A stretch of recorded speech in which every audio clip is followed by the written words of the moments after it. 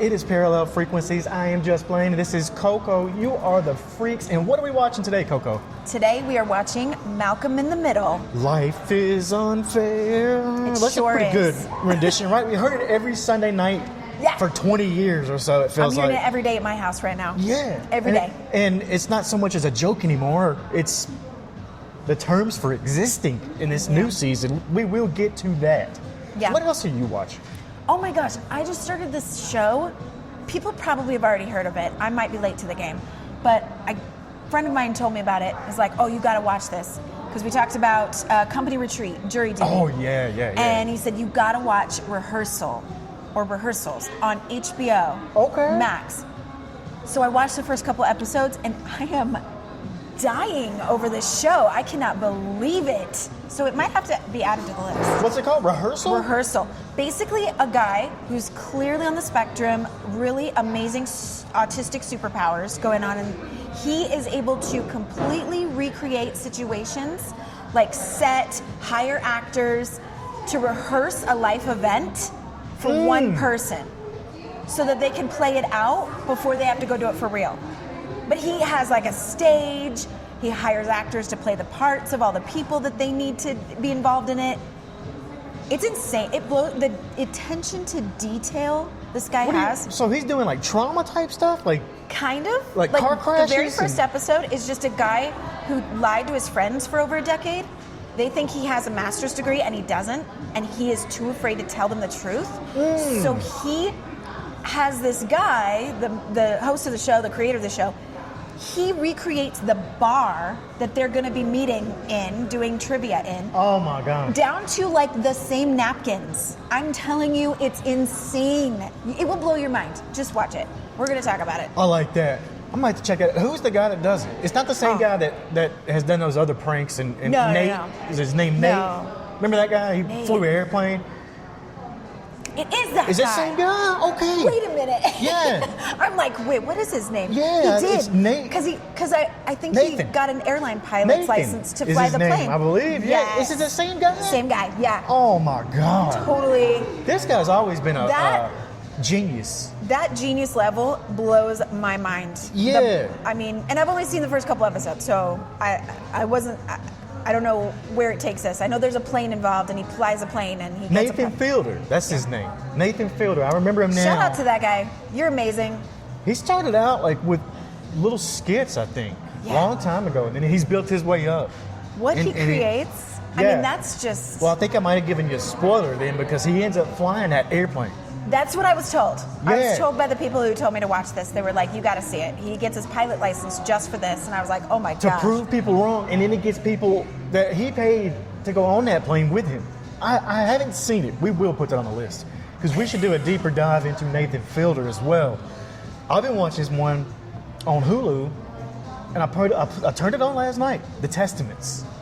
Ooh, yes. I didn't watch Handmaid, but I know it's in the same ballpark as it. Maybe the same creators, maybe the same universe. Handmaid's Tale is one of my top favorite shows. But in this climate, hard to watch. I'm going to tell you. Hard to watch. I'm going to tell you right now. And I'm a white male. We've established this before. That's what I identify as. Superior. No. In all not one of those. ways.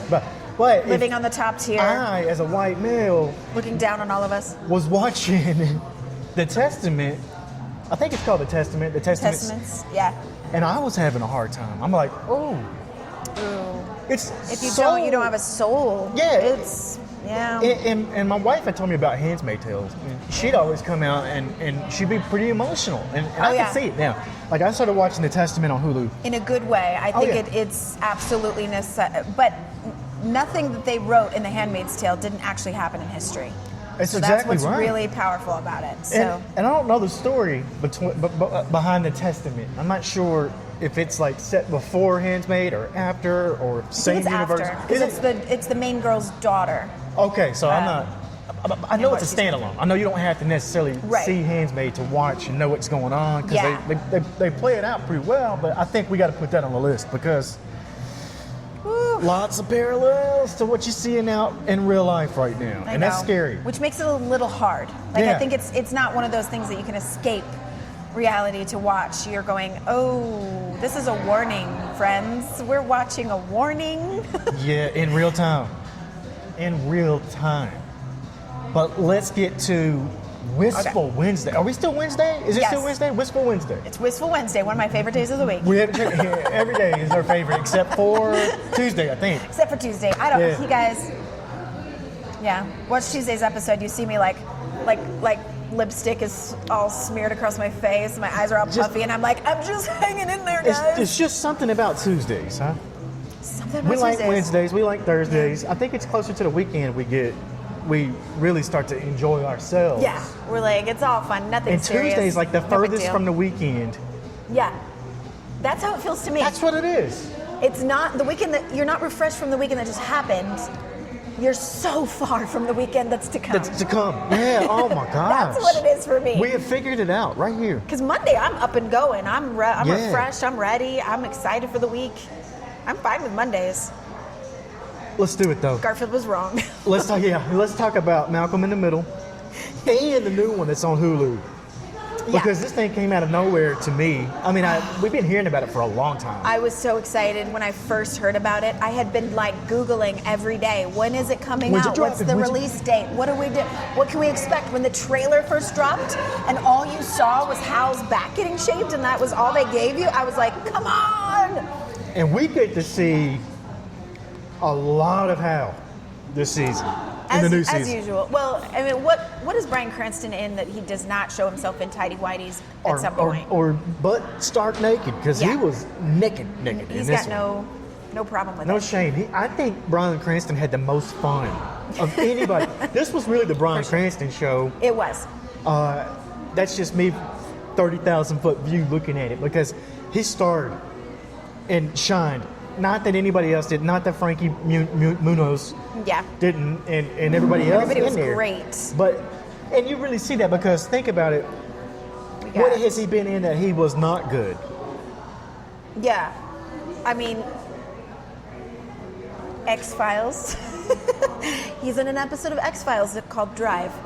Can't help but mention that. You see a lot of the dramatic stuff that he did, of course, but I mean, everyone knows him from Breaking Bad and all of that. But truthfully, his comedic roles, like Malcolm in the Middle, Yeah. needs to be talked about. Like, we need to talk about Bryan Cranston's He was comedic genius. I mean, Bryan Cranston was a star before he even left Malcolm in the Middle. Like He was like one of the big names, right? Yeah, and that Yeah. was pre-Breaking Bad, and then we get to see that other side of him as Walter White. Yeah. I've always been a fan of his. There's something about him that attracts you to want to watch what he's doing. Yeah. Yeah. Because his character Hal in Malcolm in the Middle is overly exaggerated And goofy. It could be so simple. He could fall into the tropes of the other fathers in sitcoms and stuff like Right. that, and be An idiot. be one layer, and that's it. But you're right. Go ahead on that. There's a lot of other layers to him. I mean, you don't just get this like doofus. He's really doofusy. I mean, he's really like out there, outrageous. But I think Bryan Cranston is so talented in his ability to like take it to another level, where it's like, yeah, there's this whole backstory and human aspect to him, and so it's not like you're making fun of Hal. Like, he respects Hal as a character enough Yeah. to have more layers to him than to just be like, this is a doofy dad type. That's what I'm going to play. And that's what makes him different than most of the other actors out there. Because Yeah. he did the same thing with Walter White. Can you picture? Yeah. Here's a question for you. Can you picture anybody else in they're those the same roles? guy. Yeah, right. There was crossover, there right? was a crazy conspiracy, where people try to tie the worlds together, and they did say that. Yeah. That They did a crossover. Did they air it? I don't know. remember if it came out just on, like, for fun. I can't remember where they put it out, but they did one of those Bob Newhart things where he wakes up and it's That's right. in Breaking Bad as Walter White, and he's like, I had this terrible dream that I was cooking meth and I was doing this and this and this, and rolls over in bed, and it's Jane, I'm going to say her name wrong, Jane Kaczmarek, Okay, yeah. Lois, in Malcolm in the Middle, and she's next to him in bed instead of his wife from the other Skylar, show. not Skylar, yeah. Not Skylar, and she's like, "Oh, it's okay, honey, I'm here for you."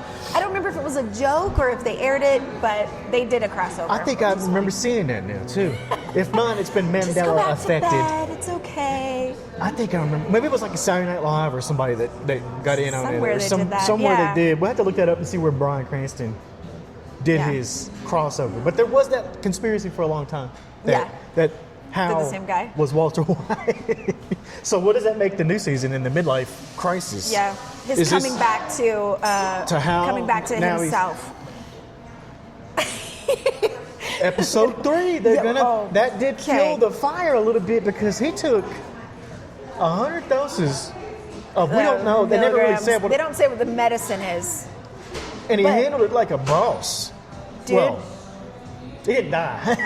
That was the part of this I was going to take a chunk out of and really deep dive into, because as freaks may know, I'm an energy emotional healer, and part of what happened in that room after Hal takes the medicine and goes into that room, all that kind of stuff. Yeah, psychedelics were part of it, but that's what I do with clients. It was like, watch me jump up and down in my living room being like, this is it. Remember when he turns into a child? I do. And he's talking to himself as a child?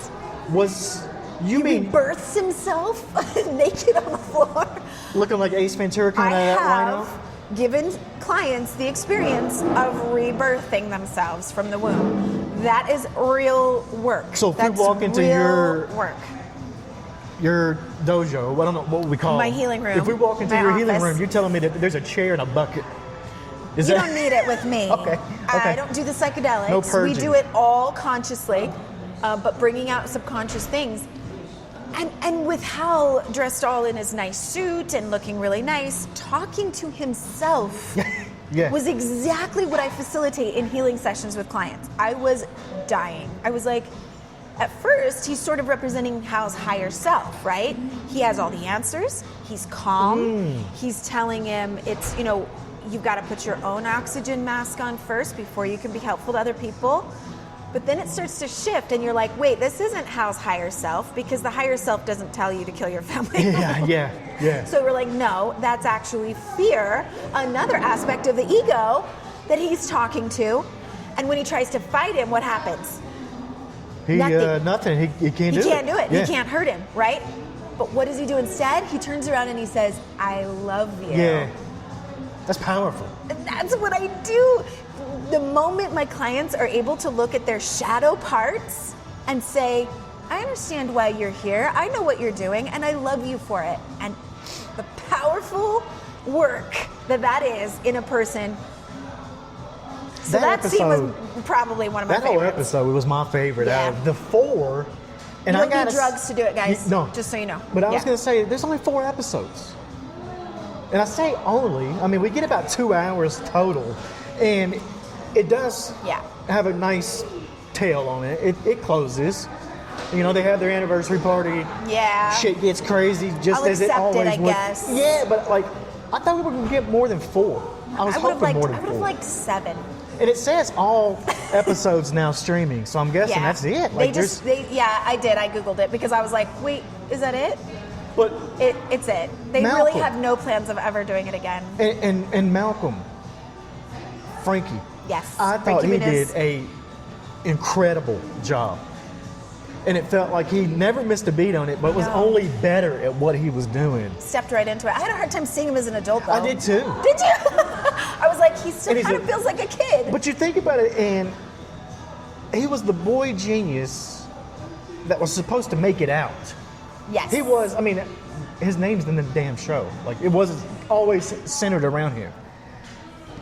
How does that relate, though? Because he didn't end up all of these things that we Not thought. what they had planned, but I really like the scene where he talks to his mom about that. And actually, I had to go back and watch the series finale of the original series just so that I could be, before watching the new Life is Still Unfair. In case you didn't know what we were talking about, we're talking about Life is Still Unfair. Is that what it's called? I thought it had so many different names. Yeah, but I had to go back and watch because there's a character another sibling in the family.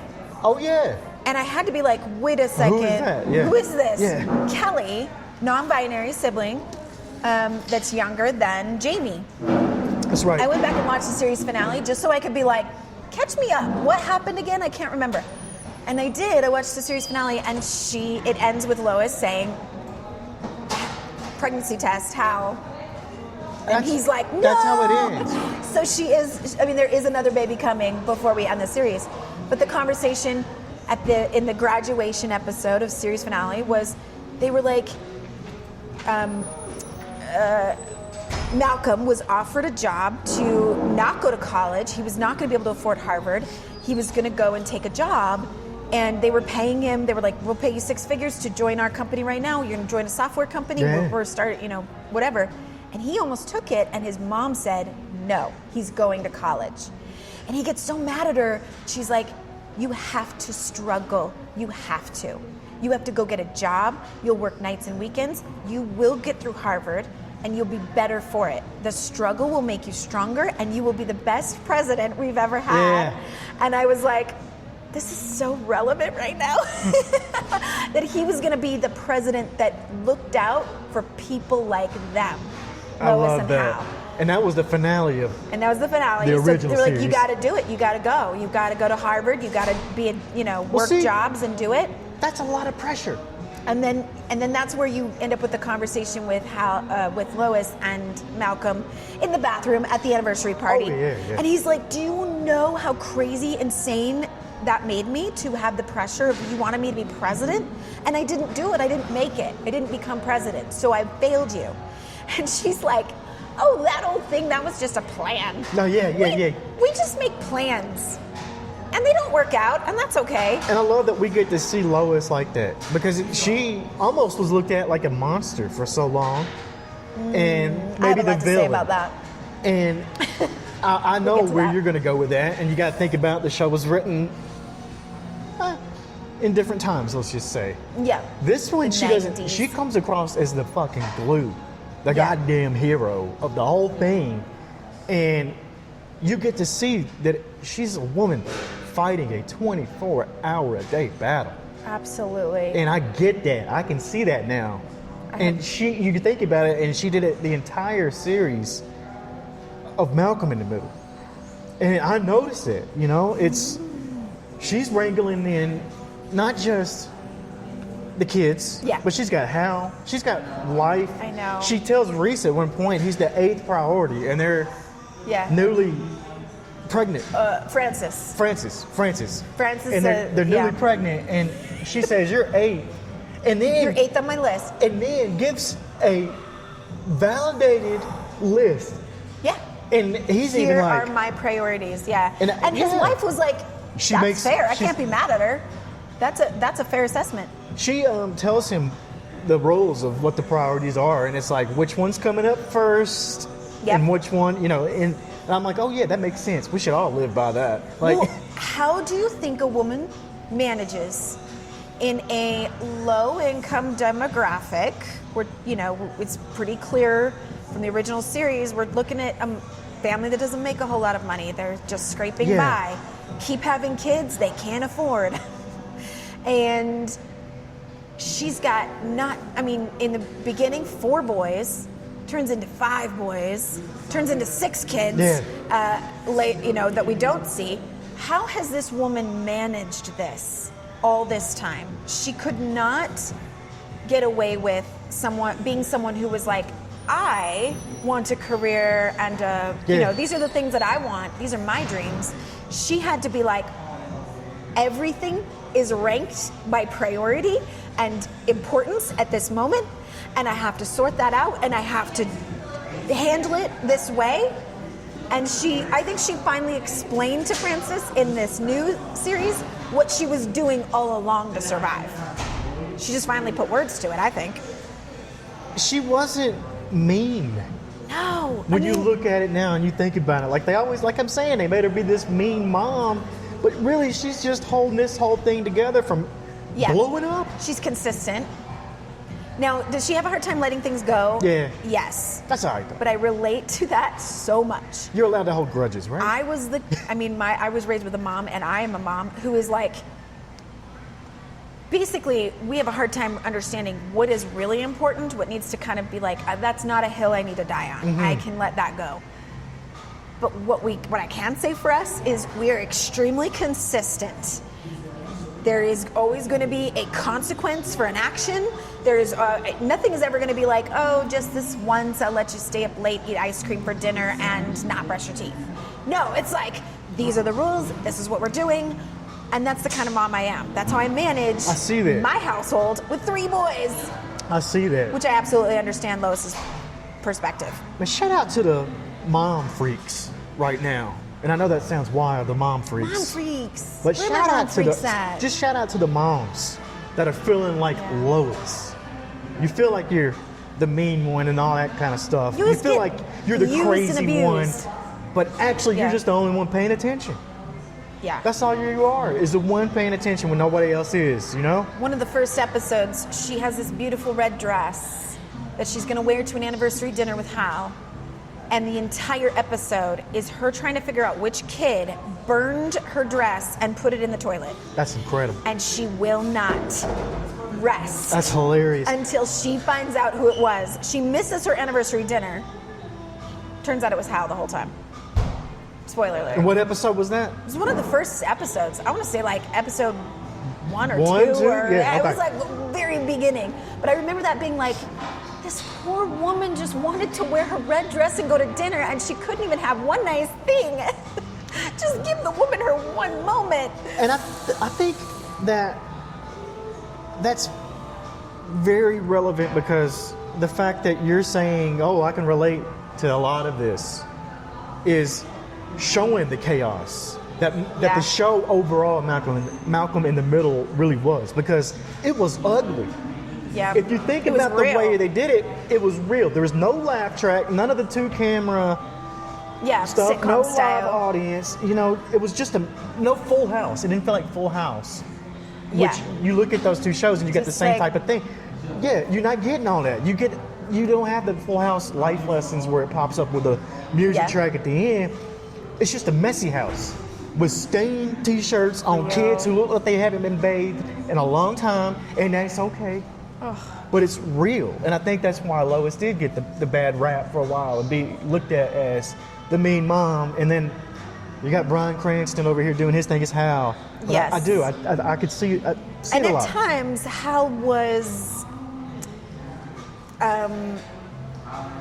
It was kind of like Hal gets to play the good guy. She always has to be the hammer that comes down, and that's frustrating for a lot of moms. I know I can feel that way sometimes, where I'm like, I need someone else holding the strength borders up.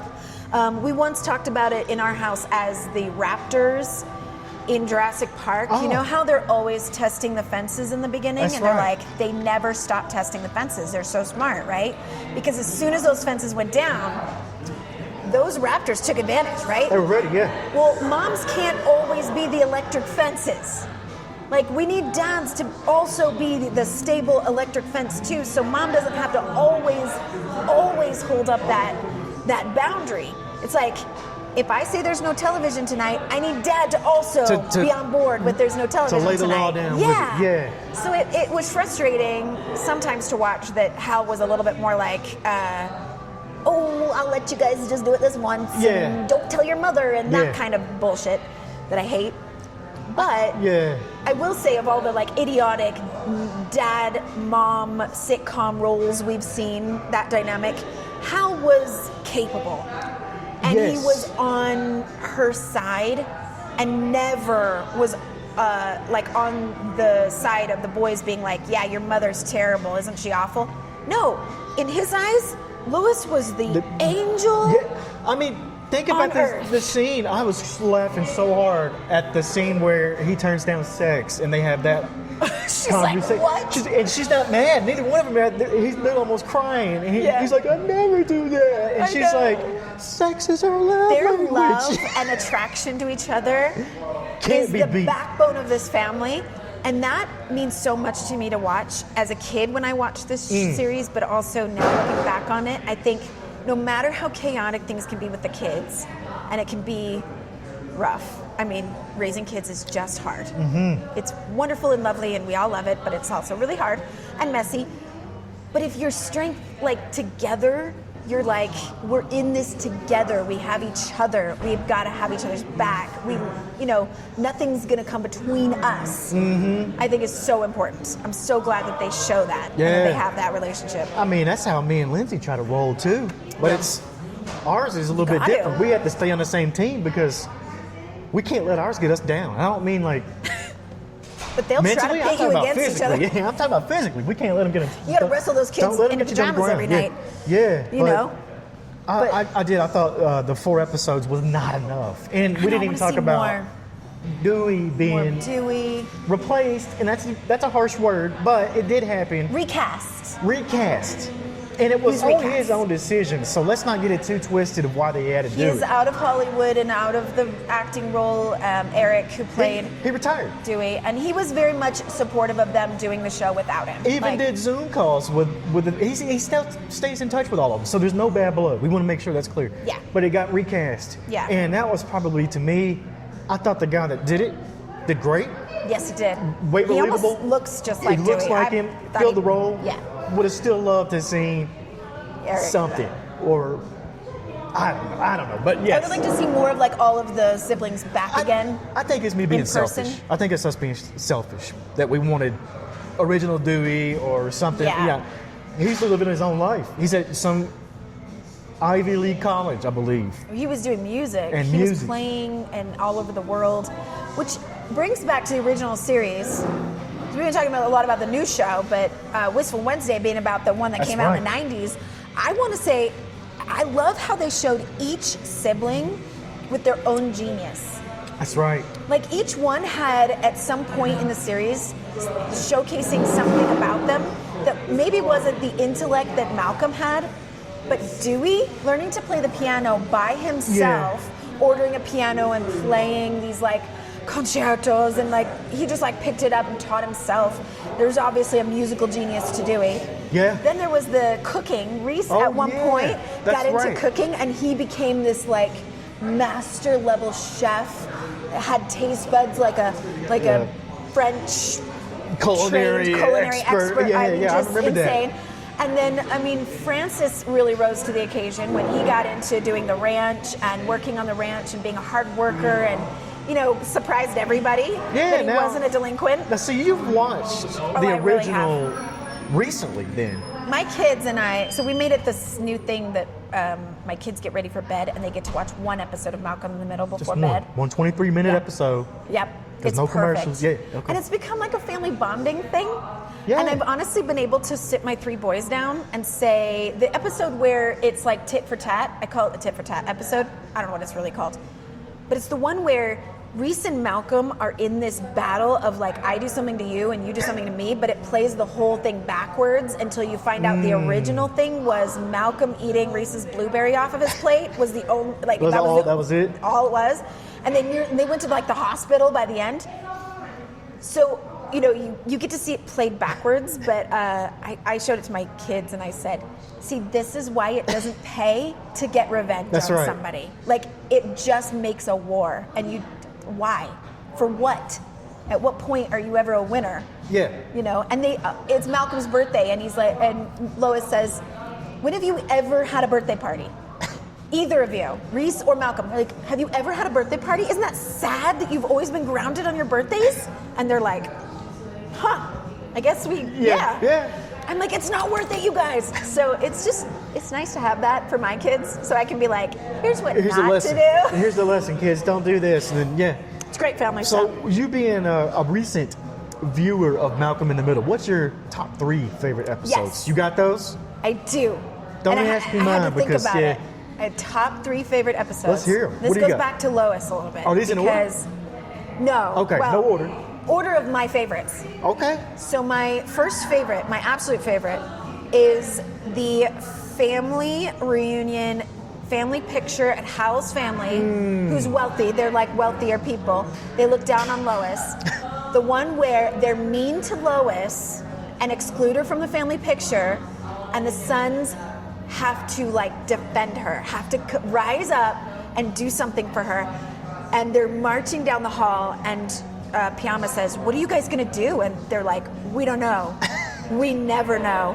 And they end up driving the golf cart across the table and then into the pool. I remember this one. And they slowly sink into the water, their faces just smiling as they go into water. I could watch that scene 10,000 times. What and still episode love is it? You That got is the season? Season 4, episode 3. So if you want to see that golf cart episode, All right. Guest appearance by who's Doc? I'm totally blanking on his name from Back to the Future. Lloyd, Christopher Lloyd. Christopher Lloyd Yeah, is in okay. that episode as Hal's Nice. dad. So, gotta go watch that one. Second favorite is Lois Takes Dancing Lessons, season 3, episode 8. Okay. She takes dancing lessons, and in her mind, and in Hal's mind, she's dancing beautifully. It shows her dancing with the instructor, and she's just like floating across the floor. And Hal is like, "You're beautiful, honey." And they see it all as this amazing thing. And then she plays the video back to the rest of her family. And she's awful. She like steps all over his toes. She can't get a step in. She has no rhythm. The family is seeing it all for the first time. And she's like so embarrassed. She's like, "I'm horrible. Why didn't you tell me?" And Hal is looking at her like, "Look at you. You're so beautiful." I love it. It shows you that love once again, right? Just in his eyes, Yeah. she can do no wrong. I want a Hal in my life. That's amazing. And then third, final one, season 4, episode 20. Okay. It's the kind of Lois and Francis origin story. Oh. It's when Francis is a baby. It's a flashback. And ironically, Lois and Hal, well, Lois especially, is really a doormat to Francis. Just giving him everything, giving into everything, and I just want him to be happy. Yeah. I just want to give him whatever he wants. And Hal's like, "Lois, you gotta put down the fist sometimes. You gotta be tough on him." And she's like, "I just can't. He's just so cute and wonderful." And then finally, Francis becomes so out of control, so awful as a toddler, that he almost lights himself on fire or something. I remember that. And she takes his teddy bear, his precious teddy bear, and holds it in the fireplace. And she's like, "I will do anything to make sure you're safe." And that's when she flips the switch to the Lois we all know and love, which is, "I don't care if you're mad at me. I don't care if you hate me. Yeah. I'm doing whatever it takes to be a good mom." And she burns his teddy bear in the fire. I don't know why I love that so much, but I feel like that's me as a mom. I'm like, I could be seen as mean, Lois is your spirit animal. but I'm kind of... she just loves her kids so much. We just love our kids. What's your We'll final do thoughts whatever. on Malcolm in the Middle here? Have you already final given thoughts. them? I think you might have already. Guys, can you tell I like this show? And I've got like... You aren't the only one though, because this new series that's just dropped is now the most watched. Whatever. Go look it up. It's Maybe they'll some make record. more if you guys keep watching it. Just keep watching it I on think repeat. it got Wow. like 8.4 million streams on the first 24 Love hours. it. That's wild. We love it. I love all the people that came back for it. I Yes. love that they had the anniversary party, and that's an excuse to have a lot of characters come back, actors that you're like, "Oh, there's the people from the military academy, and there's the Gretchen from the ranch, and everybody that we kind of knew and loved from the show." So I love that. And I mean, Malcolm in the middle. All right, so he exhibits the perfect, according to birth order studies, which are, you can argue are legitimate or not legitimate, but according to birth order, middle children often do seek connection outward, not within the family. They end up having more connection to friends and to, someone outside of the family than they do in the family, because they don't know where they fit. Yeah. Turns out Malcolm's not quite so middle once they've had Kelly. He's Which kind of is- in the top oldest group at that point. Yeah, but, we didn't even all touch right. on the whole story arc that it goes Of through, like but it's all wild. these Go new watch. characters. Go And watch it. Kelly is great. I love that they put a non-binary character in there and allowed that to be representation of her journey, their journey. Kind of naturally in it. too. It was kind of it wasn't like overly done. It was just kind of here's mentioned in Kelly. passing. Yeah, and I think They, at them one point they pronouns. even say you got 3 brothers and 1 non-binary, Yeah. and it's just like that. Loved that. Same. Stevie is Oh, in yeah. a same-sex marriage. Gets right. to showcase that a little bit too, some diversity in there. But Malcolm in the middle, perfect scenario to put together this family dynamic sitcom that just absolutely became one of our favorites. It's going to be one of our rewatches over and over again in our family for sure. I mean, at some point we may do this again and go just break down it season by season. Oh, we could. I think they're Episode by episode? I don't think 4 episodes is going to do it with I the know. amount of people who have watched. Come on, Frankie. I need Bryan like 3 Cranston. Come on, more. we want to see some more of this. Yeah, everybody was fantastic. Yeah, but that's going to do it for this episode of Parallel Frequencies. I am Just Blane. This is Coco, and you are the freaks. We will see you on the other side.